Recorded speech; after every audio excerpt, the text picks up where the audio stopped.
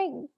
Good morning and welcome to the 2021 Explore Your Outdoors series with the Utah Society for Environmental Education. We're so glad that you are joining us this morning for our program with Seven Canyons Trust. Just a quick note about the Utah Society for Environmental Education. We work to promote excellence in environmental ed and community engagement to connect all Utahns to their natural world. These programs are meant to be fun and engaging and connect you with ideas for how you can get outside in your community and introduce you to organizations who are doing great work in this field. Just a quick note about our Explore Your Outdoors programming. Today, of course, we're featuring Seven Canyons Trust. In May, we're going to have two wonderful programs, one featuring the City Nature Challenge and how you can get involved in this global effort with the Natural History Museum of Utah, which will be a virtual program, and then a live program on May 22nd to focus on nature journaling and connecting with the environment. That program will be held live at Tracy Aviary's Jordan River Nature Center. All of these programs are presented in partnership with Salt Lake County Zoo Arts and Parks, and we're thankful for their support. As an organization, we have lots of upcoming opportunities, and we hope that you'll visit our website to learn more about how you can get engaged in elevating the field of environmental education in Utah.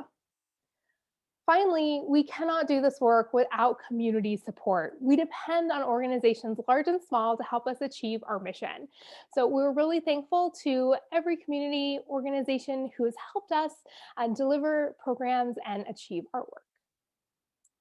So with that, I am going to turn things over to Brian Tinetti from Seven Canyons Trust. We're so glad to have you here today. Brian, the floor is yours. Thanks, Alex. I'm going to share my screen. And let me know if you are seeing that.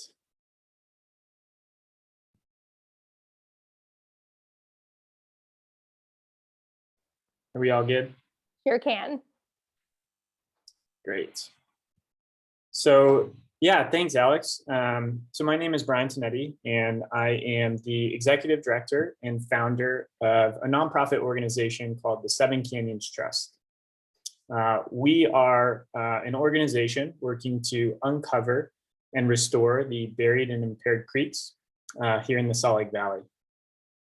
We actually began in a University of Utah course taught by Stephen Goldsmith, in which we were given this idea of stream restoration and daylighting with the ultimate goal of creating a visioning document, which we entitled 100 Years of Daylighting. So essentially looking at a 100-year, a century-long vision for the Salt Lake Valley streams.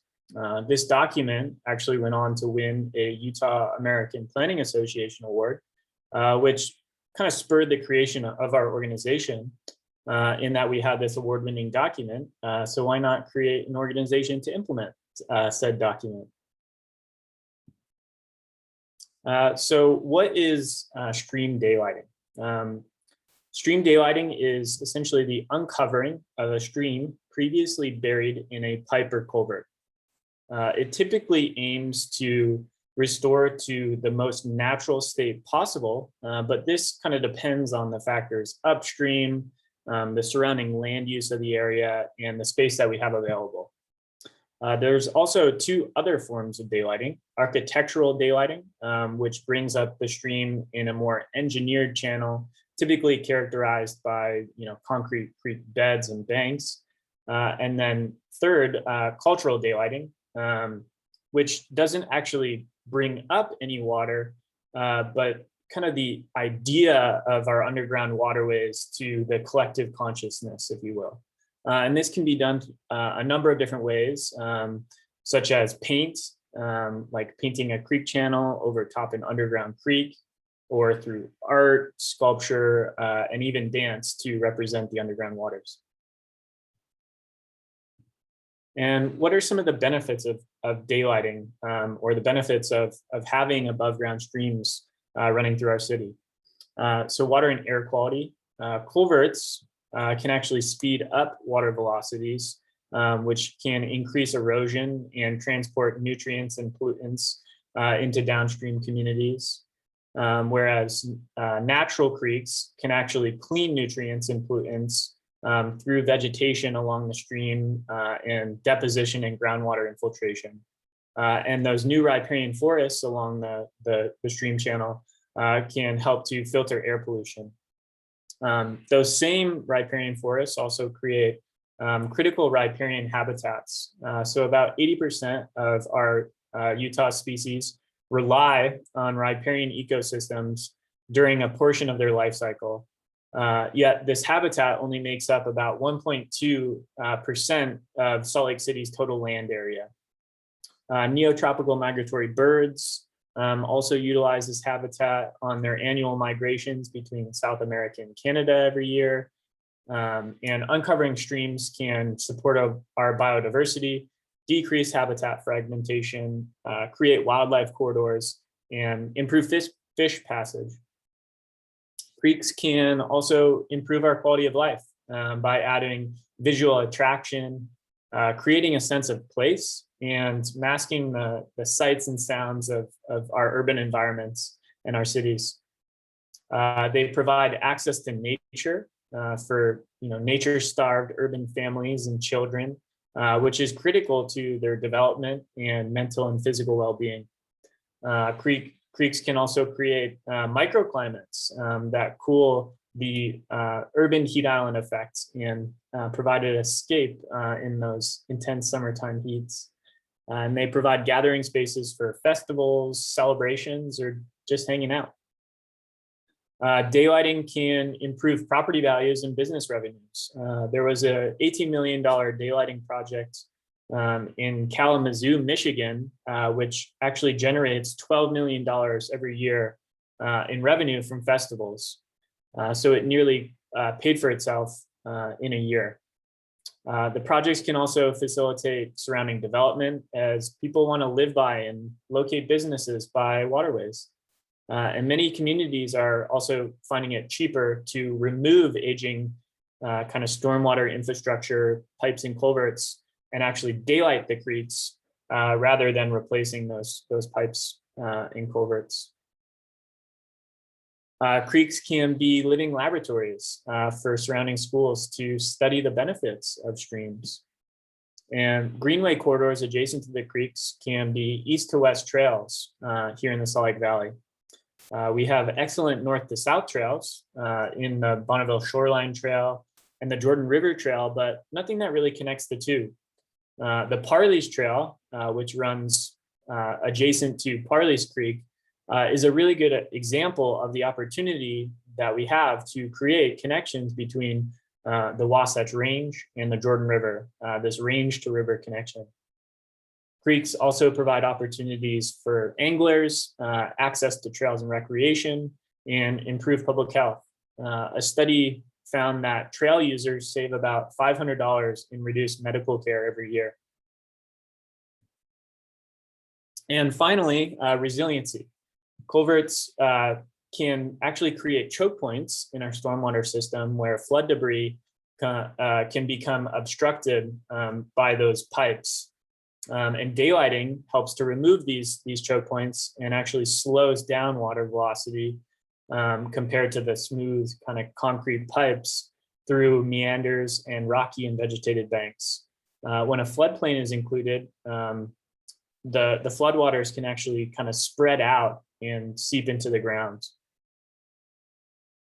So as a way to kind of frame our discussion today, I'd like to just share the story of the Salt Lake Valley's hydrology.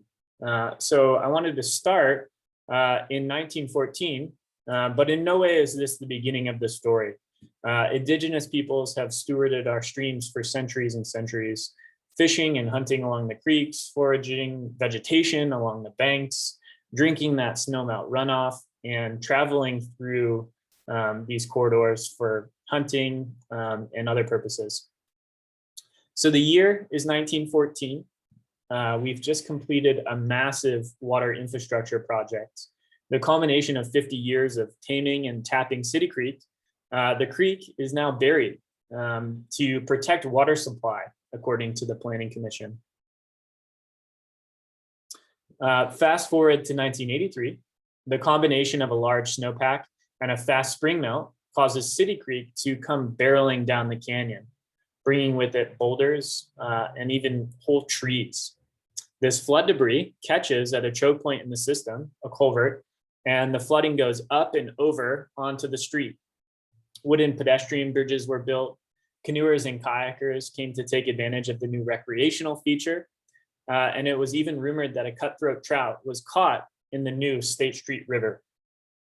After 14 days, this flooding eventually dried up, the wooden pedestrian bridges dismantled, and the millions of sandbags picked up at a cost of about 34 million countywide. In 1995, a new paradigm emerged. A public-private partnership between Salt Lake City and the LDS Church carved a creek channel into a former surface parking lot at the corner of North Temple and State Street. Turning gray to green, City Creek was allowed to pool again, bringing in people, plants, and wildlife. People come here to celebrate or just to relax in this natural oasis in the heart of downtown Salt Lake City. So what is the scope of our hydrology? Here is a map of all 7 of our canyon creeks. Red, so the creek channels in red are those that are buried. Green is typified by water quality concerns. And the blue portions would be those that are acceptable. However, many of these acceptable portions are not actually tested for water quality. So we don't quite know the extent of the damage in these particular stretches of creek.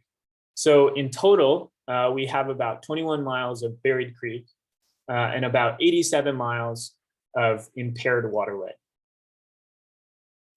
And what are some of the projects we're working on? So the Three Creeks Confluence is an effort to uncover and restore the convergence of Red Butte, Emigration, and Parleys Creeks where they meet the Jordan River.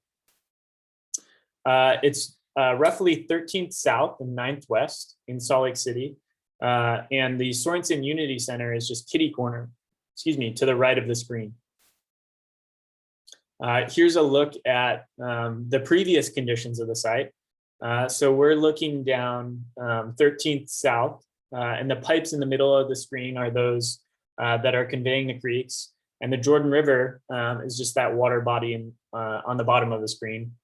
So it was essentially a dead end right of way of 13th south in a surface parking lot. The project actually originated in our visioning document, 100 Years of Daylighting, which I mentioned at the top, as kind of the capstone and demonstration of stream daylighting here in the Salt Lake Valley. As students, we presented this idea to former council member of the district, Kyle Amalfa, in 2014, and he truly championed the project and got the other city departments involved. So we partnered with Salt Lake City Parks and Public Lands to host 3 workshops to engage residents in the design of the project. And in addition to that, we did a series of urban interventions to basically build support for the project. So the first intervention was to partner with the surrounding community to paint a creek channel over top the buried streams at the project site. The second was to use a large chalkboard at a community celebration, which we actually got from Judge Memorial, to basically gather residents' thoughts and ideas on this chalkboard. And the third was what you see here, was basically a temporary sculpture done by 2 local artists, Wendy Wisher and John Mack, to basically represent the underground waters in the community. So it featured 3 bridges, which represents those 3 creeks, and they all came together at the top, representing that confluence, and that convergence basically created a little community stage. So when we put it out on the site, we actually invited the community to come down, and we hosted an open mic to share poetry, song, and feedback about the project. So this effort, along with the design, actually went on to win a Utah American Planning Association award as well. So I wanted to kind of share the design of the project. So this is the before. So basically from a dead end right of way and a vacant lot on the left to this. The main feature being that restored stream channel, essentially in a kind of delta design with the idea that the water can kind of come out of that culvert up at 9th West and then kind of spread out and slow down. In kind of smaller flow situations, there'll be a low flow channel through the middle so that it doesn't kind of become a huge mud flat. There's also a fishing bridge, a plaza space, and a bridge to the Jordan River Trail, which is actually on the other side of the river. About 6 years later, from that original design concept as students in 2014, we've secured over $3 million for the design and construction of the project. And we are expecting, fingers crossed, to complete construction this spring, at which point we will host a grand opening celebration and a bunch of programming at the site. And that grand opening is tentatively planned for June. So at that point, I would invite all of you to come down and check out this restorative project and the potential of stream daylighting for your communities. The next project I wanted to mention is the Folsom Corridor project, which is the revitalization of an abandoned rail corridor into a thriving riparian ecosystem and community connection between West Side neighborhoods and downtown Salt Lake City. Here's a look at the location. The corridor will start at 4th West and North Temple, connecting into the North Temple Front Runner and track stations, and run to about 2nd South, and the Jordan River, roughly at the Fisher Mansion. Here's a look at the current conditions. It's actually an abandoned rail corridor, and the city removed the tracks in 2008 and kind of left it in this neglected condition you see here. The Folsom Corridor project has actually been a vision of Salt Lake City for over 20 years, pretty much originally presented in the 1992 open space plan. However, through the years, the idea kind of lost momentum for whatever reason. With a grant from the AARP, we actually created a series of urban interventions to kind of demarcate the corridor and the trail for the community and build momentum for future efforts, including a series of temporary signs, which you see here. Since we've helped to secure about $2 million for the design and construction of the Folsom Trail through the area, and construction on the trail is expected to begin this spring. Additionally, the city hired a team of consultants to essentially study the feasibility of daylighting City Creek through the corridor. And they found that uncovering a portion of the flow of City Creek would be feasible. So in partnership with the redevelopment agency, we are currently fundraising to design the new creek channel and be on the lookout for engagement opportunities in the next few months to share your ideas on uncovering City Creek and what amenities you'd like to see through the corridor. The next project I wanted to mention is our My Canyon Creeks websites. So these are a series of interactive websites to essentially immerse users in their waterways and encourage outdoor exploration. The websites are actually interactive maps of each of the creek's watersheds, which contain trail information, where the creek is above and below ground, and community amenities like trailheads, dog parks, and community fisheries. And they have two main functions. First, users can report issues like graffiti, vandalism, trash, or water quality concerns as they're walking along each of our creeks. And the really cool thing is that depending on which municipality and report type you choose, it will actually send that report to the correct person to address that issue. And the second function is the ability for community members to submit educational stops, which can feature photos, videos, educational information, poetry, quizzes, links for more information, and events. And these websites are intended to kind of truly supplement our outdoor experiences along our creeks and can be a really cool tool for outdoor educators. We've worked with teachers in the past to create a series of stops along a stretch of creek that students can follow as we walk that stretch of creek to kind of supplement and enhance that educational experience. So there's a lot of really cool things we can do with the website series. And the final effort, which I wanted to mention, is our 7 Greenways Vision Plan. So this is an effort to capture the collective imagination in the creation of Greenway corridors along our 7 creeks. We presented this idea to the Salt Lake County Council of Governments back in 2019, who recommended that Wasatch Front Regional Council study the idea.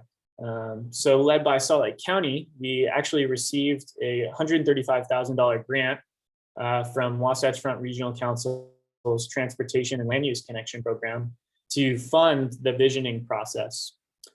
Salt Lake County and all 8 municipalities that border the creeks provided letters of support for the project, and actually are all providing matching funds, which I'm really excited about because it means that all of these cities in the county are buying into the vision.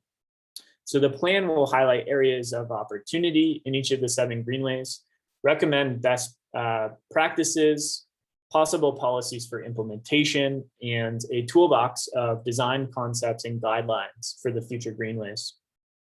The process will offer each municipality concepts and resources for the implementation of the vision, and may become part of future general plans, parks and trails plans, economic and capital improvement plans, and ordinances.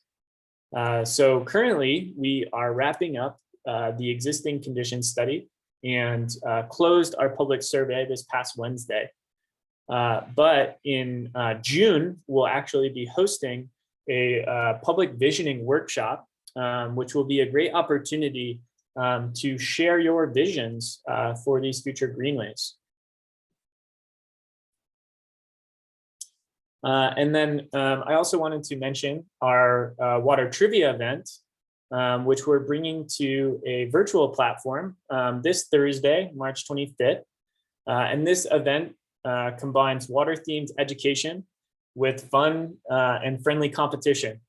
So teams of 4 test their Wasatch water knowledge in 10 trivia questions, and then a final wager on topics ranging from global water systems to our local hydrology. So I would invite all of you to come join that event. It should be really, really fun. So at the end of my presentations, I always like to give 3 opportunities for you all to become more involved. So the first would be to sign up for our newsletter and follow us on social media, which is at 7 Canyons Trust. Second, to join our events and volunteer opportunities. So come join Water Trivia. We're always hosting volunteer opportunities, especially when the world opens up a little bit more and people are able to get vaccines. We'll be able to open up our volunteer events back to the public. So you can join in on those events. And then third, to make a tax-deductible donation to our organization. So with that, I can